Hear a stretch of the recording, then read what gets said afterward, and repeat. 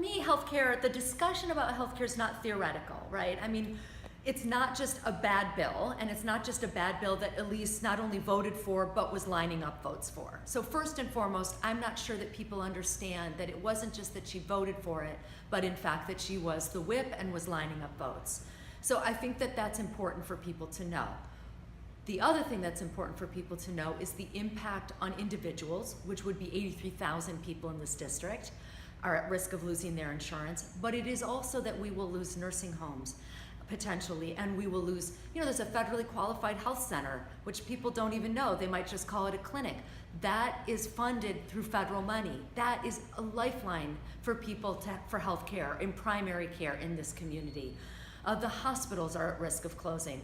I'm not making that up. The governor is talking about that all over the state with those tours that he's having around the state. This isn't, it's not a theoretical discussion. I keep trying to say it's a literal discussion about people's lives and about the vitality of the economy in this district. We talk about the economy, we talk about jobs, we talk about infrastructure. I've been talking to people, again, driving around the district, there are pockets where there's no cell coverage. At my home, I have a small business, my husband has a small business, I can get Verizon but not AT&T. I just was talking to somebody who said, yeah, his parents live just outside of Plattsburgh, they can get AT&T but they can't get it throughout the house.